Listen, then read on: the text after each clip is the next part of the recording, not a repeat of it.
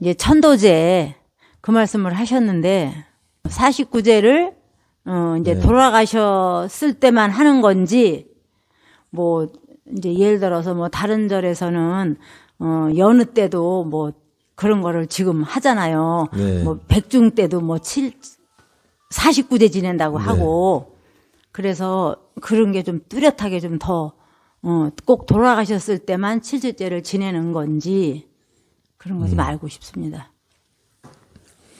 49제라고 하는 것은 돌아가시고 나서부터 네. 49일 안에 지내야 49제지 네. 그 외에 지내는 49제는 49제가 아니에요. 그것이 조금 궁금했어요. 네. 그러니까 49제라고 하는 것은 돌아가시고 나서 49일 안에만 지낼 수 있는 것이지 돌아가시고 나서 49일이 지나면은 절대 할 수 없는 게 49제입니다.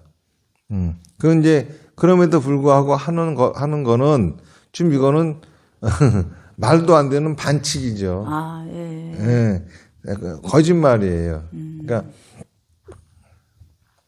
49제를 지내는 본래 의미 어떻게 보면은 유교에서 얘기하는 그 3년상이 이걸 상중제례라고 하는 거거든요.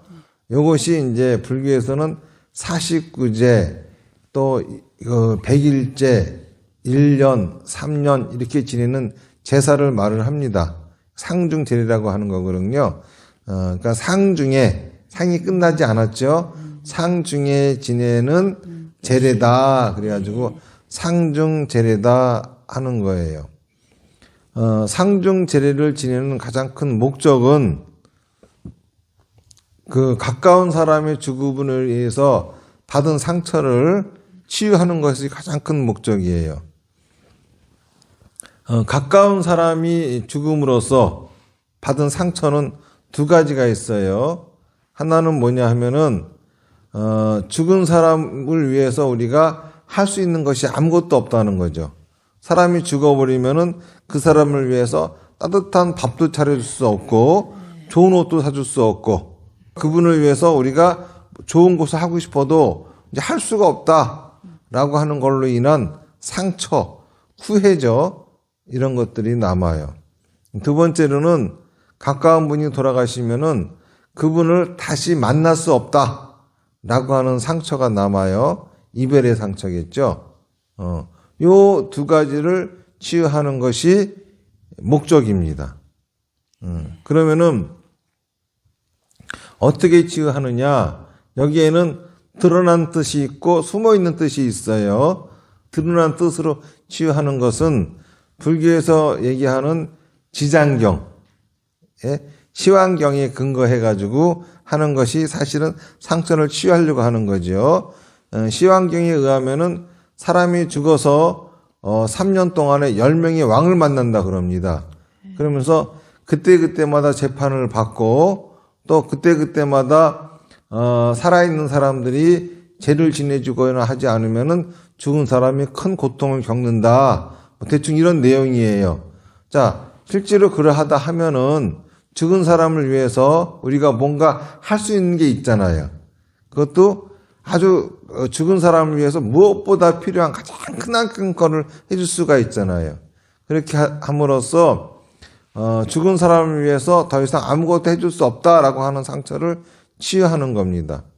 그리고 또 하나는 숨어있는 뜻은 생이별한 그런 상처를 치유하는 기능이 있어요. 사실 죽었다라고 하는 것은 살아있는 사람이 죽은 상태로 바뀐 것이지 이별한 건 아니에요. 3살짜리 아이가 10살이 되면은 3살이 10살이라고 하는 상태가 바뀐 것이지 헤어진 게 아니거든요. 애가 10살인데 계속 3살짜리 아이를 만나고 싶어 하면은 절대 이거는 만날 수가 없는 거죠. 똑같이 사람이 죽었는데 자꾸 살아있는 채에 그 사람을 만나고자 한다고 하면은 이거는 이별할 수밖에 없는 거예요. 그러니까는 죽은 사람을 죽은 채로 만날 수 있게 해야 되겠죠. 그런데 이게 하루아침에 받아들여지지가 않아요. 그래서 그 죽음을 받아들여서 살아있는 사람과 이별을 하고 죽은 사람과 새롭게 만나게 하고자 하는 것이 두 번째 뜻입니다. 그렇게 함으로써 이별의 상처를 치유하려고 하는 거죠. 이게 이제 상중제례의 가장 중요한 목적입니다. 자, 그런데 가까운 사람이 죽었음에도 불구하고 그 상처를 치유하지 않으면은 그 죽은 사람이 살아있는 사람의 삶에 영향을 줍니다. 다시 말해서 살아있는 채로 그 사람을 만나고 싶어 하거든요. 죽은 사람이 살아있는 사람처럼 나타나는 것을 우리가 귀신이다라고 부르는 거예요. 그러니까는 상처를 치유하지 않으면은 죽은 사람을 귀신으로 만드는 격이 되는 겁니다. 그래서 귀신으로 만들어지면은 우리 삶에 영향을 받고 고통을 받게 되는 거지요. 그러니까 이러한 상처를 치유할 수 있는 기간은 딱 3년, 돌아가시자마자 3년밖에 없다는 거예요. 그 기회를 놓치면은 굉장히 어렵죠.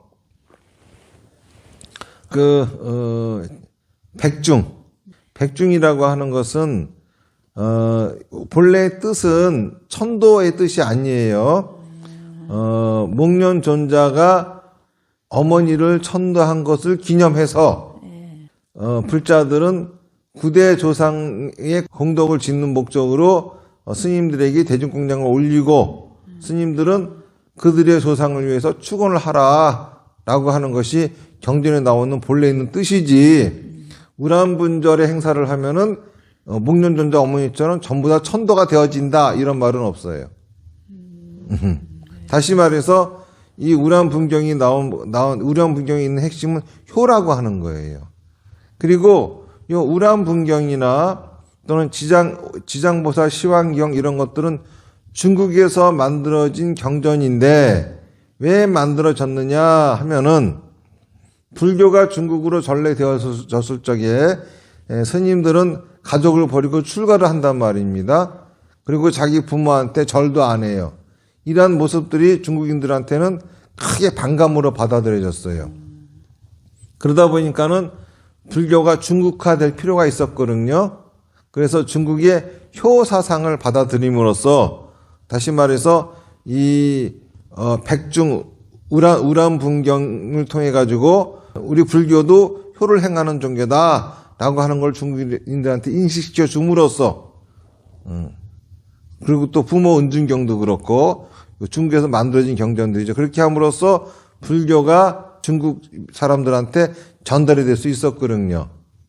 그러니까 그것만 본다 하더라도 우람분경의 본 뜻은 효지, 돌아가신 부모님을 천도시키는 게 목적은 아니에요. 조상님을 천도시키는 목적은 아니에요.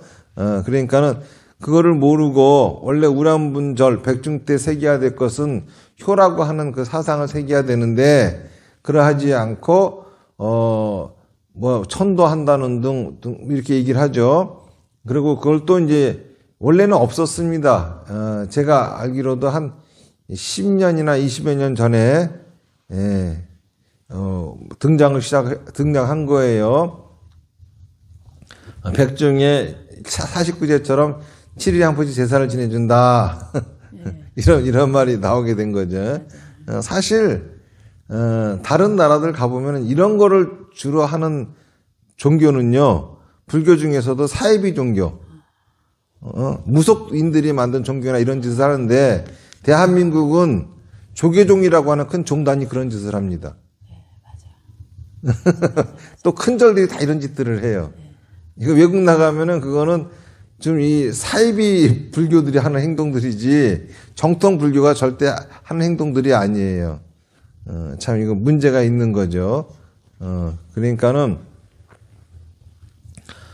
49제는 본래 상중제례고 49제의 근본은 살아있는 사람이 돌아가신 분으로 인해서 받은 상처를 치유하려고 하는 게 가장 큰 목적으로서 돌아가신 분을 위해서 우리가 추선 공양을 하고 이것이 드러난 뜻이고 숨은 뜻은 살아계셨던 분과 이별하고 돌아가신 분과 새로 재회하는 그러한 의미가 있는 것이다.